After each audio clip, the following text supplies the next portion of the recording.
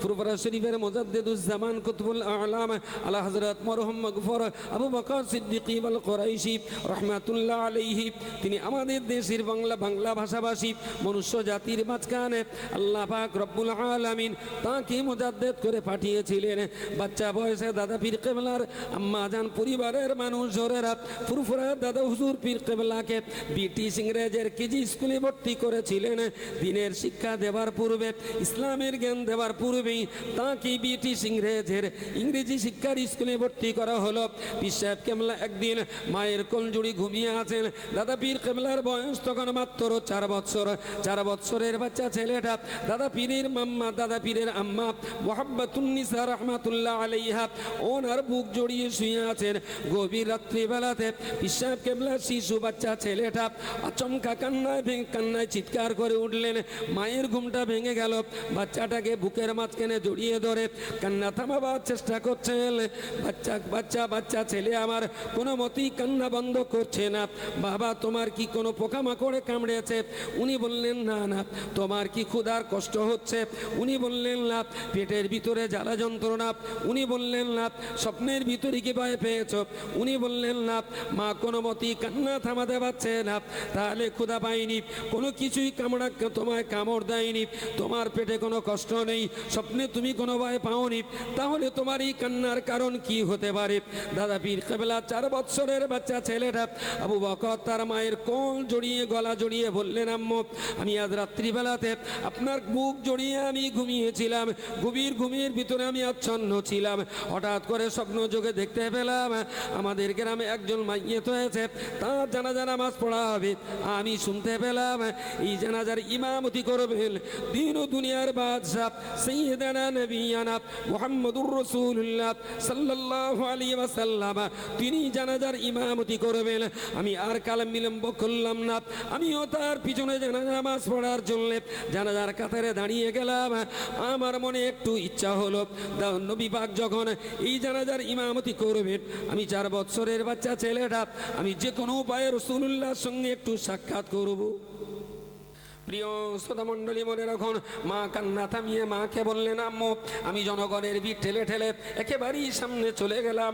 যে জায়গাটায় গ্লাসের খাটিয়া রাখা আছে, আমি ওই জায়গায় পৌঁছে গিয়ে লক্ষ্য করে দেখলাম দিন ও দুনিয়ার বাদশাহ সাইয়্যিদানা নবিয়ানা মুহাম্মদুর রাসূলুল্লাহ সাল্লাল্লাহু আলাইহি ওয়াসাল্লাম জানাজার ইমামতি করার জন্য তিনি অপেক্ষায় রয়েছেন। আমি একেবারেই রাসূলুল্লাহর সামনে যে বিশ্বনবী মুহাম্মদুর রাসূলুল্লাহর চেহারার দিকে তাকিয়ে আমি একটু আওয়াজ করে বললাম, আসসালাতু ওয়াসসালামু আলাইকা ইয়া রাসূলুল্লাহ। আমি যেই না নবীকে সালাম করলাম, নবী আমার থেকে মুখটা ঘুরিয়ে নিলেন অন্যদিকে। আমি মনে মনে বড় কষ্ট পেলাম। আমি রাসূলুল্লাহকে সালাম করলাম, রাসূলুল্লাহ আমার সালামের জবাব না দিয়ে কেন, কি কারণে আমার থেকে চেহারাটা অন্যদিকে ঘুরিয়ে নিলেন? আমি আবার ঘুরে ঘুরে রাসূলুল্লাহর সামনে দাঁড়ালাম। রাসূলুল্লাহ চেহারার দিকে তাকিয়ে আমি দ্বিতীয়বারের জন্য সালাম করলাম। নবী আমার চেহারাটা আবার ঘুরিয়ে নিলেন। আমি তৃতীয়বার আবার রাসূলুল্লাহর সামনে দাঁড়ালাম, কিন্তু দুইবার সালাম করলাম। রাসূলুল্লাহ সালামের জবাব দিলেন না, বরং মুখটা ঘুরিয়ে নিলেন। আমি তৃতীয়বার নবীর সামনে বেয়াদবি করা আমার পক্ষে সম্ভব হলো না। আবার সালাম করলে আবার যদি রাসূলুল্লাহ মুখটা ঘুরিয়ে নেন, আমার ক্ষেত্রে, রাসূলুল্লাহর ক্ষেত্রে আমার দ্বারায় বড় বেয়াদবি করা হয়ে যাবে। আমি আবার রাসূলুল্লাহর সামনে দাঁড়িয়ে বললাম, ইয়া রাসূলুল্লাহ, ইয়া হাবিবাল্লাহ, আমি আবু বকর, মাত্র 4 বছর আমার বয়স, আমি আপনাকে সালাম করেছি, আমি দুইবার সালাম করেছি, আমার থেকে আপনি মুখটা ঘুরিয়ে নিয়েছেন। হুজুর, আমি জানতে চাইছি আমার কোন দোষের কারণে, কোন অপরাধের কারণে, কোন ত্রুটির কারণে আমার থেকে আপনি মুখটা ঘুরিয়ে নিলেন? ইয়া রাসূলুল্লাহ, ইয়া হাবিবাল্লাহ, আমি যতদূর জানতে পেরেছি 4 বছর বয়সের ছেলেটা যত রকমের অন্যায় আর পাপ করুক না কেন, আল্লাহ পাক রব্বুল আলামিন 4 বছরের নাবালকের পাপের খাতা খোলেন না, আল্লাহ তাদেরকে আগাম ক্ষমা করে রেখেছেন। ইয়া রাসূলুল্লাহ, ইয়া হাবিবাল্লাহ, আমি আবু বকর, আমার যদি কোনো দোষ ত্রুটি আপনার কাছে ধরা পড়ে, স্বয়ং আল্লাহ পাক তো 4 বছরের বাচ্চার গুনাহ লেখেন না, আপনি কি আমি আবু বকরের 4 বছরের ত্রুটি মাফ করতে পারেন না? বললেন, আম্মু, আম্মু আমি যেই না রাসূলুল্লাহকে এই কথাটা বললাম, নবী আমার বুকের মাঝখানে জড়িয়ে ধরে বললেন, বাবা আবু বকর। আমায় বুকের ভিতরে জড়িয়ে ধরে বললেন, বাবা আবু বকর, আমি নবী মুহাম্মদুর রাসূলুল্লাহ সাল্লাল্লাহু আলাইহি ওয়াসাল্লাম, আমি কেন তোমার উপরে ক্ষোভ করতে যাব? আমি কেন তোমার উপরে রাগ করব? কেনই বা তোমার ত্রুটি আমি ধরতে যাব? আসলে তো আমার চেহারা দেখলে আমার বড় কষ্ট হয়, তুমি আমার সামনে আসলে আমার বড় কষ্ট হয়, কারণ আমি জানতে পেরেছি আল্লাহ পাক রব্বুল আলামিন তোমার মতো আবু বকরের দ্বারাতে এই বাংলার লক্ষ কোটি জাহান্নামের পথের প্রতীক বান্দাদিগকে আমার আল্লাহ পাক রব্বুল আলামিন তোমার দ্বারাতে আমার আল্লাহ কোটি কোটি জাহান্নামী বান্দাদিগকে আল্লাহ পাকের জান্নাতের রাস্তা ধরিয়ে দেবেন। জোরে সোরে বলুন সুবহানাল্লাহ। তোমার দ্বারাতে বিশাল কাবলা বললেন, ইয়া রাসূলুল্লাহ ইয়া হাবিবাল্লাহ, তাহলে কোন রাস্তা অবলম্বন করলে পরে, কোন পথ ধরলে পরে আপনি আমার থেকে আর মুখ ঘুরিয়ে নেবেন না? ওই রাস্তাটা কি একটা বারের জন্য আমায় বলে দেবেন? নবী আমার বললেন, বাবা আবু বকর, তুমি তোমার মাকে বলবে তুমি দুনিয়াবি লেখাপড়া অবশ্যই শিখবে, তার আগে তোমাকে কোরআন শিখতে হবে, হাদিস শিখতে হবে, আকায়েদের মাসলা মাসাইল শিখতে হবে, ফতোয়া ফারায়েজ শিখতে হবে, দিনের বড় জ্ঞানী পণ্ডিত তোমাকে হতে হবে, তবে তো তুমি দেশের জনগণকে জাহান্নামের পথ থেকে জান্নাতের রাস্তা দেখাতে পারবে। আল্লাহর বান্দা মনে রাখুন, বললেন সাহেব কামলা বললেন, ওই রকম অবস্থাতে আমার ঘুমটা ভেঙে গেল। ও আম্মু আমি আপনার কাঁদছিলাম অন্য কোনো কারণে নয়, আমার কান্নার একমাত্র কারণ হলো আপনারা আমাকে ব্রিটিশ গভর্নমেন্টের কিন্ডার গার্ডেন স্কুলে আমায় ভর্তি করে দিয়েছেন। আমি নিশ্চিত ওই জ্ঞান অর্জন করতে পারি, তবে রাসূলুল্লাহর পরামর্শ মতো আমাকে কোরআনের তাফসীরের জ্ঞান অর্জন করতে হবে, নবীর পরামর্শ মতো হাদিসের জ্ঞান আমায় অর্জন করতে হবে, রাসূলুল্লাহর পরামর্শ মতো ইলমে আকায়েদের জ্ঞান অর্জন করতে হবে, নবীর পরামর্শ মতো উসুল আর উসুলে হাদিসের জ্ঞান আমায় অর্জন করতে হবে, রাসূলুল্লাহর পরামর্শ মতো ফারায়েজ এবং ফতোয়ার জ্ঞান আমায় অর্জন করতে হবে। আমি আগামী কাল থেকে আর কেজি স্কুলে পড়তে যাব না। আল্লাহ পাকের শরীয়ত কোরআন হাদিস ইজমা কিয়াসের যেখানে জ্ঞান দেওয়া হয় আমাকে সেই জায়গায় ভর্তি করে দিতে হবে। জোরে সোরে বলুন সুবহানাল্লাহ। ও আল্লাহর বান্দা, আমি কি জানতে পারি যে বাংলার 4 বছরের ছেলেরা উলঙ্গ অবস্থায় খেলাধুলা করতে পারে, সেই বাংলার আর এক প্রান্তের মাত্র 4 বছরের একটা বাচ্চা ছেলেটা দাদা পীর কেবলা রহমাতুল্লাহ আলাইহি 4 বছর বয়সে রাসূলুল্লাহ দ্বারাতে লেখাপড়ার লাইন তিনি পেয়ে গেলেন। স্বয়ং রাসূল পাক সাল্লাল্লাহু আলাইহি ওয়াসাল্লাম যে মানুষটার পড়াশোনার রাস্তা বলে দিতে পারেন, নিশ্চিত করে এই মানুষটা শরীয়তের খেলাফ কোনো বাতিল ফেরকার হতে পারে না। আল্লাহ বললেন, সেই সমস্ত মানুষ যারা দ্বীনের পথে ইসলামের পথে জীবন কোরবানি দিয়েছেন ওদের তোমরা মরা বলো না, আমি আল্লাহ বলছি আহইয়াউন, ওরা জীবন্ত, ওয়ালাকিন লা তাশউরুন। আর এই সমস্ত মানুষ মরার পরেও কবরে কি করে জ্যান্ত থাকে, পৃথিবীর জ্যান্ত মানুষেরা ওদের জীবন্ত থাকাটা কখনো বুঝতে পারে না। সুবহানাল্লাহ। আমরা যতই ভাবি যে কি করে আছে কবরের ভেতরে জিন্দা, তাহলে খায় কি, হিসু লাগলি কোথায় যায়, ওদের কি টয়লেটের দরকার হয় না, গা হাত পাস হয় কোথায়, এত শীতে কি কবরে গিজার টিজার আছে নাকি? জ্যান্ত মানুষ ভেবে চিনতে তাদের জীবন্ত থাকাটা কোনো মতেই বুঝতে পারবে না। ওয়ালাকিন লা তাশউরুন, এরা যতই ভাবুক ফল হবে, ওদের যুক্তিতর্ক বুদ্ধি দিয়ে ওরা ভাবতে অপারগ। শুধুমাত্র আমি আল্লাহ বলেছি এই কথাটার উপরে বিশ্বাস করি, তারাও বিশ্বাস করবে। আমার জ্ঞানে, আমার কাগজে, আমার মগজে, আমার আকলে, আমার বিবেকে আমি বুঝতে না পারলেও আল্লাহ যখন বলেছেন তারা জ্যান্ত, তো আমি ইমানদার বলছি আমার আল্লাহ বলেছেন জ্যান্ত, তো তারা অবশ্যই কবরের মাটিতে জীবন্তই আছেন। সুবহানাল্লাহ। মানুষের মগজ দিয়ে সব জিনিস বোঝা যায় না, সব জিনিস বোঝা যায় না। অন্ধের মতো দুটো জায়গায় বিশ্বাস করতে হয়। আমি একবারও বলবো না যে আপনি আমাকে অন্ধের মতো বিশ্বাস করুন, আমি একবার বলবো না ওলি আল্লাহ গৌস কুতুব সুফি দরবেশ ইমাম মুয়াজ্জিন খতিব মুসল্লি ডাক্তার মাস্টার ইঞ্জিনিয়ার এদের কাউকে অন্ধের মতো বিশ্বাস না করলে ঈমান যায় না, কিন্তু আল্লাহ আর আল্লাহর নবীকে অন্ধের মতো বিশ্বাস না করলে বেঈমান হতে হয়। শুধু এই দুটো জায়গা, যুক্তি তর্ক বুদ্ধি বিবেক জ্ঞান গরিমা সমস্ত কিছুকে জলাঞ্জলি দিয়ে আল্লাহ যা বলেছেন সেটা সঠিক, আল্লাহ রসুল যেটা বলেছেন সেটাও সঠিক, এই দুইটা জায়গা ছাড়া পৃথিবীর আর কোনো জায়গায় আমি অন্ধ হতে রাজি না। আমার কথা কি ক্লিয়ার? অন্য লোক কথা বললে একটু যাচাই করবো বাছাই করবো। একজন বললে এটা কোরআনে আছে, আমি একটু দেখে নেব 30 পারার ভেতরে আছে না 32 পারার বাইরে আছে। কথা বোঝেননি? আজকাল এমন এমন আয়াত পড়ে ব্যাখ্যা হচ্ছে যা 30 পারার ভেতরে পাওয়া যাবে না। জিবরাইলি যদি জিজ্ঞেস করা হয়, হুজুর তুমি তো আল্লাহর আরশ থেকে কোরআন নিয়ে এসেছিলে, তা দেখো দিন এইটি করবে তোরা আছে? জিবরাইল বলল আমি তো এরকম আনিনি, ওরা কোথায় পেয়েছে? আরবিতে বলছে তো পাবলিক ভাবছে কি যে আরবিতে যখন হচ্ছে তাহলে কোরআন শরীফ, কিন্তু আমার যখন আল্লাহ কিঞ্চিত পরিমাণ চোখ দেছে, আমি একবার দেখে নেব যেটা 30 পারার ভেতরে না 32 পারার বাইরে। এখন বহু বক্তাদেরকে আমরা 30 পারার বাইরে এরকম পড়তে শুনছি। এখানে আমি অন্ধ হতে রাজি না। আল্লাহর কালামে যেটা আছে, রাসূলুল্লাহর হাদিসে যেটা আছে, আল্লাহর নবী যা বলেছেন সেই জায়গাটাতেও আমি অন্ধ, আমি অন্ধ, আমি অন্ধ। যুক্তিতর্ক বুদ্ধি বিবেককে সবকিছুকে আমি মাইনাস করে দিয়ে আল্লাহ আর আল্লাহর নবীর কথাগুলো আমি অন্ধের মতো বিশ্বাস করে দেব। একটু জোরে হবে না? পুরোপুরা বিশ্বাস কাবেলার মতো মানুষ, তিনিও একটা টাইমে কথা বলেছেন। আমার ভক্ত মুরিদ আলেম ওলামাগণ অনেকে অনেক কিতাব রচনা করেছেন। সেই সমস্ত কিতাবের যে সমস্ত বিষয়গুলো শরীয়তের মানদণ্ডে আছে সেগুলো আপনারা মানিবেন, যেগুলো শরীয়তের খেলাফ হয়েছে সেগুলো আপনারা মানবেন না।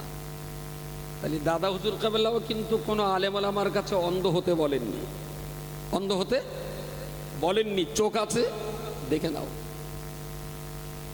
রব্বুল আলামিন আল্লাহ কোরআন শরীফের ওপর একটা জায়গায় বলেছেন, ওয়ালা তাহসাবান্নাল্লাযীনা কুতিলু ফী সাবিলিল্লাহি আমওয়াতা বাল আহইয়াউন ইনদা রাব্বিহিম ইরযাকুন। রব্বুল আলামিন বলেছেন, এই পৃথিবীর মনুষ্য জাতি, ওয়ালা তাহসাবান্নাল্লাযীনা কুতিলু ফী সাবিলিল্লাহি আমওয়াতা, যে সমস্ত মানুষেরা আল্লাহর পথে যারা জীবন উৎসর্গ করেছেন, আল্লাহর রাহে যারা জীবন কোরবানি দিয়েছেন, ওদের তোমরা মরা বলা তো দূরের কথা, ওদের মরা বলে কখনো ধারণা করো না।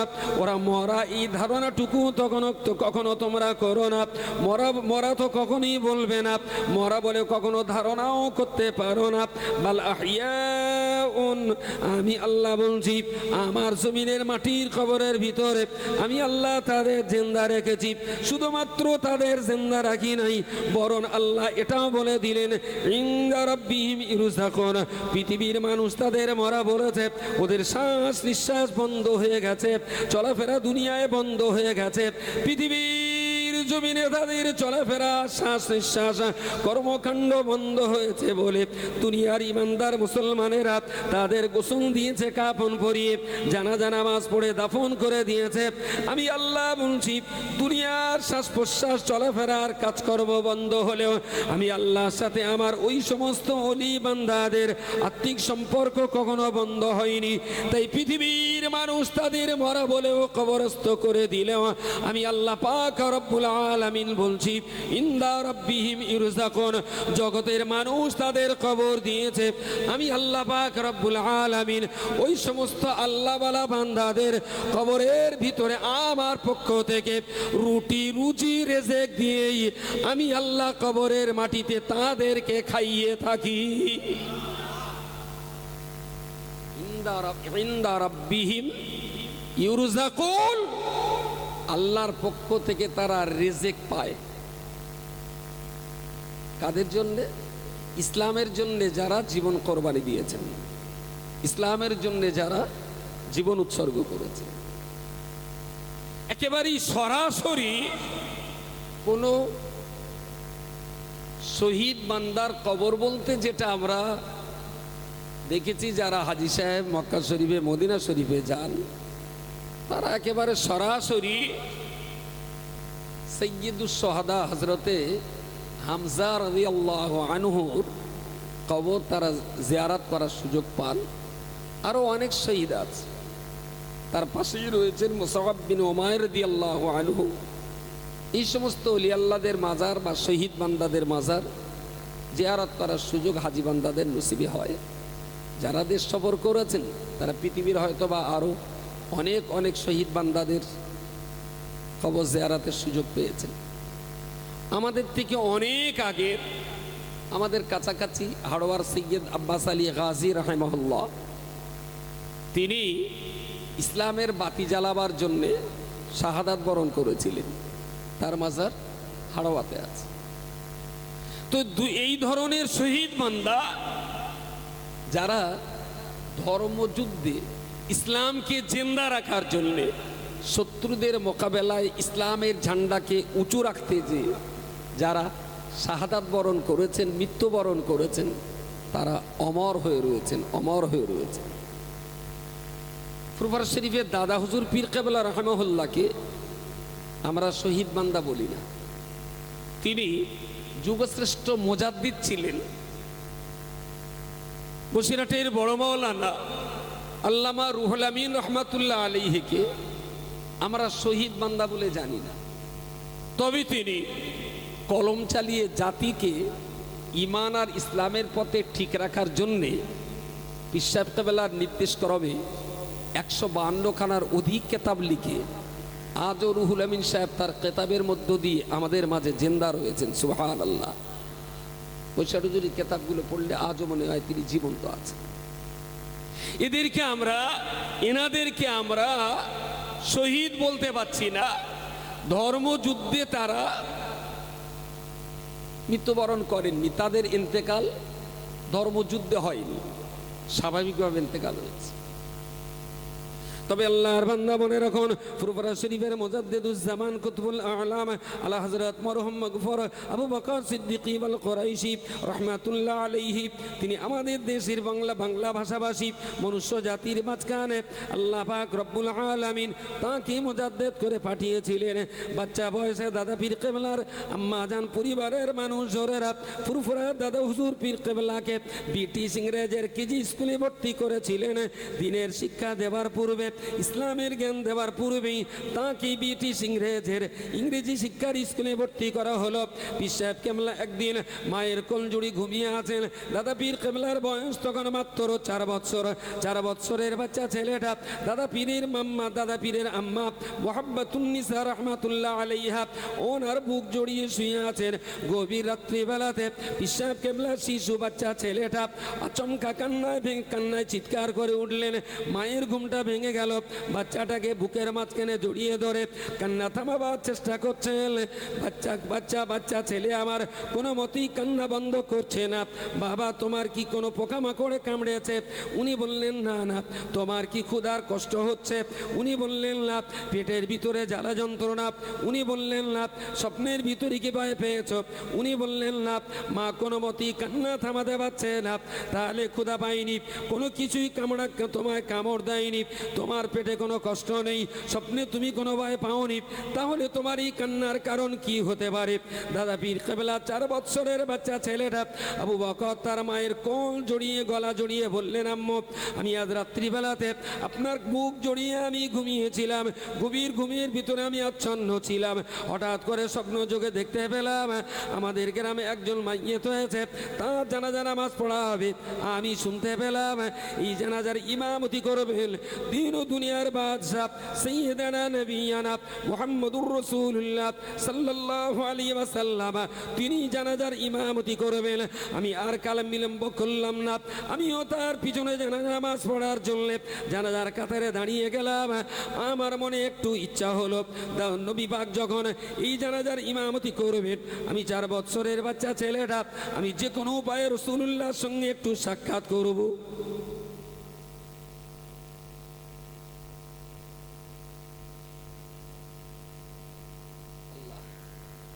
4 বছরের বাচ্চা ছেলে স্বপ্ন দেখছেন জানাজা নামাজ হবে, আর সেই জানাজার ইমাম হবেন কে? আমি কি ভাসুরির নাম জিজ্ঞেস করেছি? কবরে গেলি ওই কথাটা না বলতে পারলে তো জাহান্নাম। অন্তত এখন থেকে একটু বলা অভ্যাস করেন। দাদা হুজুর কেবলা বুঝলেন যে জানাজার ইমামতি করবেন কে? জোরে বলুন, রাসূলুল্লাহ সাল্লাল্লাহু আলাইহি ওয়াসাল্লাম। এই কথা যদি আপনার ঠোঁট দিয়ে না বেরোয়, বারবার এই কথাগুলো বলা অভ্যাস নেশায় পরিণত করুন, তাহলে মরণের সময় নেশার ঘোরে মুখ দিয়ে কলমা বেরিয়ে যাবে। যদি অভ্যাস না থাকে, যদি নেশা না হয়, আরে নেশা তো বিড়িতে, নেশা তো তামাকে, নেশা তো খৈনিতে, আর আমি বলছি খৈনি, তামাক, বিড়ি, হিরোইন, এতে যত না নেশা আছে তার চাইতে অনেক অনেক বেশি নেশা আছে আল্লাহ আর আল্লাহ নবীর ইশক আর মহব্বতে।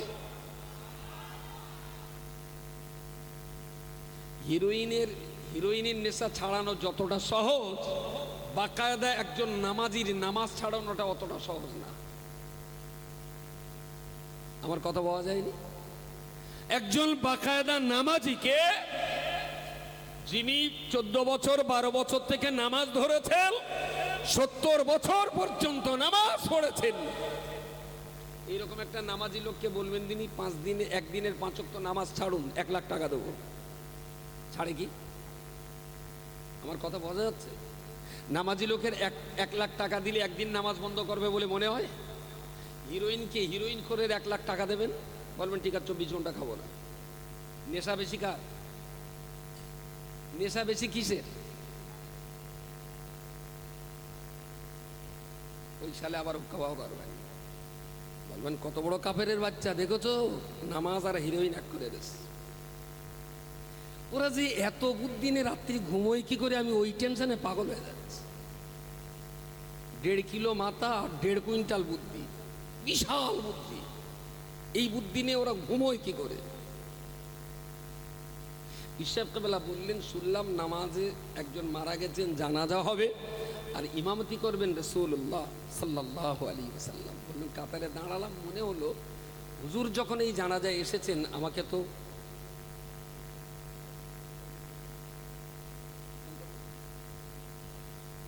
রাসূল যখন জানাজায় এসেছেন, আমাকে যে কোনো ওসিলায় রাসূলুল্লাহর সঙ্গে একটু সাক্ষাৎ, সালাম, মুসাফা করতেই হবে। জোরে বলুন সুবহানাল্লাহ। কার কথা বলছি আমি? ফুরফুরা পীর সাহেব কেবলার কথা বলছি। পীর নবীর সঙ্গে সাক্ষাতের দেওয়ানা হয়েছেন। বয়স কত? বয়স অনলি 4 ইয়ার্স। আমাদের দেশে বৈশাখ জ্যৈষ্ঠ মাসে বৃষ্টি হলে 4 বছরের ছেলে প্যান খুলে পানিতে ফুটবল খেলে। প্যান খুলে, তার মানে তার তখন ইজ্জত সম্মান বোঝে না। যে রাজ্যের 4 বছরের বাচ্চা প্যান খুলে পুকুরে গোসল করে, সেই রাজ্যের আর একটা 4 বছরের বাচ্চা সে স্বপ্নে নবীর জিয়ারাতের পরিকল্পনা আঁটছেন। বলুন সুবহানাল্লাহ, সুবহানাল্লাহ। আমি দাদা হুজুরের কবর দেখে চিনিনি। দাদা হুজুরের কবরের গুম্বজার মিনার দেখে আমরা হুজুর চেনা লোক না। আমরা বইয়ের অক্ষরের ভিতর দিয়ে পীর আর মুর্শিদ ওলি আল্লাহদের চেনার চেষ্টা করি, কবর দেখে না। যারা ইট পাটকেল দেখে পীর বোঝে, তাদের বক্তব্য ইট পাটকেল পেনাই হয়। ওরা বিরাট বড় গম্বুজ দেখলে মনে করে তাহলে বিরাট বড় পীর, ছোট পেনা গম্বুজ দেখলে ভাবে এটা খুব ছোট পীর। ওরা গম্বুজটাই চেনে। ওলি আল্লাহকে চিনতে গেলে কবরের গম্বুজ, মিনার, ইট পাটকেল, সিমেন্ট, বালি, মাটি আর রড দেখে চেনা যায় না। ওর ভিতরে শুয়ে থাকা মানুষটাকে কেতাবের পৃষ্ঠা দিয়ে চিনতে হয়। প্রিয় শ্রোতা মণ্ডলী, মনে রাখুন, মা কান্না থামিয়ে মাকে বললেন, আম্মু আমি জনগণের ভিড় ঠেলে ঠেলে একেবারেই সামনে চলে গেলাম। যে জায়গাটায় গ্লাসের খাটিয়া রাখা আছে, আমি ওই জায়গায় পৌঁছে গিয়ে লক্ষ্য করে দেখলাম দিন ও দুনিয়ার বাদশা সাইয়্যিদুনা নবিয়্যিনা মুহাম্মদুর রাসূলুল্লাহ সাল্লাল্লাহু আলাইহি ওয়াসাল্লাম জানাজার ইমামতি করার জন্য তিনি অপেক্ষায় রয়েছেন। আমি একেবারেই রাসূলুল্লাহর সামনে যে বিশ্বনবী মুহাম্মদুর রাসূলুল্লাহর চেহারার দিকে তাকিয়ে আমি একটু আওয়াজ করে বললাম, আসসালাতু আসসালামু আলাইকা ইয়া রাসূলুল্লাহ। আমি যেই না নবীকে সালাম করলাম, নবী আমার থেকে মুখটা ঘুরিয়ে নিলেন অন্যদিকে। আমি মনে মনে বড় কষ্ট পেলাম। আমি রাসূলুল্লাহকে সালাম করলাম, রাসূলুল্লাহ আমার সালামের জবাব না দিয়ে কেন, কি কারণে আমার থেকে চেহারাটা অন্যদিকে ঘুরিয়ে নিলেন। আমি আবার ঘুরে ঘুরে রাসূলুল্লাহর সামনে দাঁড়ালাম, রাসূলুল্লাহ চেহারার দিকে তাকিয়ে আমি দ্বিতীয়বারের জন্য সালাম করলাম। নবী আমার চেহারাটা আবার ঘুরিয়ে নিলেন। আমি তৃতীয়বার আবার রাসূলুল্লাহর সামনে দাঁড়ালাম, কিন্তু দুইবার সালাম করলাম, রাসূলুল্লাহ সালামের জবাব দিলেন না, বরং মুখটা ঘুরিয়ে নিলেন। আমি তৃতীয়বার নবীর সামনে বেয়াদবি করা আমার পক্ষে সম্ভব হলো না। আবার সালাম করলে আবার যদি রাসূলুল্লাহ মুখটা ঘুরিয়ে নেন, আমার ক্ষেত্রে রাসূলুল্লাহর ক্ষেত্রে আমার দ্বারায় বড় বেয়াদবি করা হয়ে যাবে। আমি আবার রাসূলুল্লাহর সামনে দাঁড়িয়ে বললাম, ইয়া রাসূলুল্লাহ, ইয়া হাবিবাল্লাহ, আমি আবু বকর, মাত্র 4 বছর আমার বয়স, আমি আপনাকে সালাম করেছি, আমি দুইবার সালাম করেছি, আমার থেকে আপনি মুখটা ঘুরিয়ে নিয়েছেন। হুজুর, আমি জানতে চাইছি আমার কোন দোষের কারণে, কোন অপরাধের কারণে, কোন ত্রুটির কারণে আমার থেকে আপনি মুখটা ঘুরিয়ে নিলেন।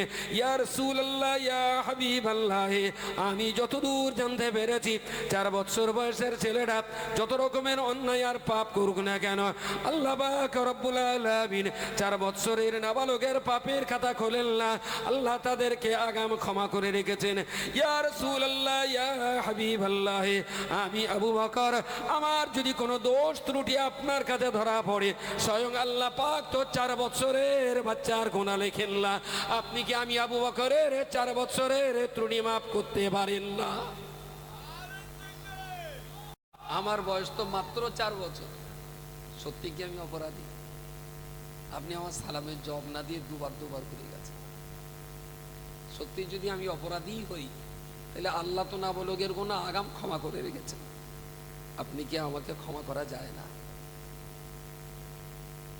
পিসাবকে বললাম, মাকে বললেন, আম্মু আমি যেই না রাসূলুল্লাহকে এই কথাটা বললাম, নবী আমার বুকের মাঝখানে জড়িয়ে ধরে বললেন, বাবা আবু বকর, আমায় বুকের ভিতরে জড়িয়ে ধরে বললেন, বাবা আবু বকর, আমি নবী মুহাম্মদুর রাসূলুল্লাহ সাল্লাল্লাহু আলাইহি ওয়াসাল্লাম, আমি কেন তোমার উপরে ক্ষোভ করতে যাব?